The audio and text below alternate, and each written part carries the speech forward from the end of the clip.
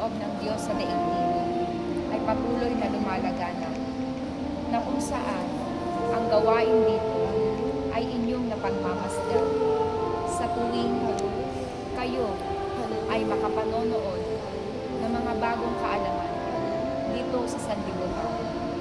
Ako ang Espiritu Santo na taglay ninyong lahat, Amen. na siyang nagkakaloob ng karunungang nagmumula sa Diyos.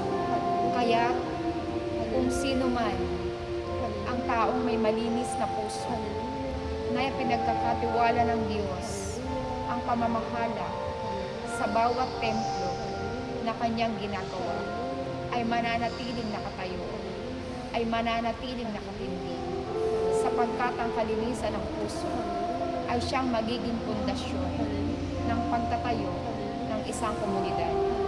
Katulad ng inyong komunidad, marami ng pinagdaanan, ngunit nananatiling nakatayo, sapagkat ang pundasyon nito ay ang pag-ibig at kabutihan ng inyong kalooban.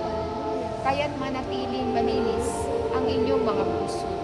Kung nais ninyong maging manatili sa paglilingkod na ito, patuloy kayong mag-alay ng inyong sarili upang kayo ay kalugdan ng Diyos.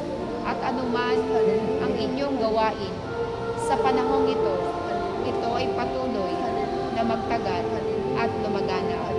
Ako ang siya ninyong gabay at patnubay, kung kaya't mapalad ang itinalaga ng Diyos upang mamahala sa templong ito, sapagkat habang taglay niya ang kalinisan niyang kanyang puso, habang taglay niya ang pag-ibig sa kanyang kalooban, mananatiling nakatayo ang templong ito at walang makabubuwag, sapagkat ang pundasyon nito ay ang pag-ibig, ang awa at habag sa mga tao na nakaririnig ng mabuting balita na kanyang ipapakayag sa templong ito, na kung sino man ang makapakikinig at mahipo ng salita ng Diyos ay iibig din sa Diyos magpakailanman.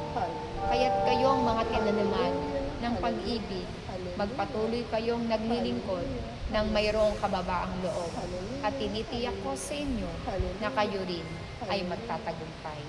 Isang mapagpalang araw ang sumainyong lahat. Salamat.